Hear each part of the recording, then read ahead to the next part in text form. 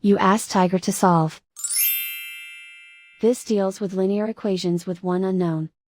The final result is k equals -3. Let's solve it step by step. Simplify the expression. Expand the parentheses. Simplify the arithmetic. Group all k terms on the left side of the equation. Subtract 2k from both sides. Group like terms.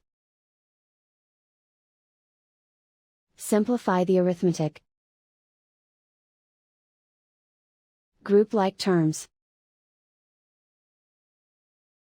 Simplify the arithmetic.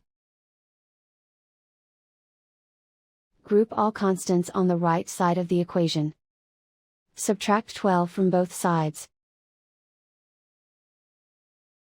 Simplify the arithmetic.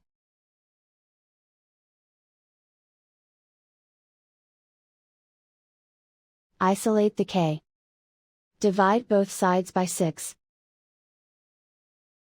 Simplify the fraction. Find the greatest common factor of the numerator and denominator. Factor out and cancel the greatest common factor.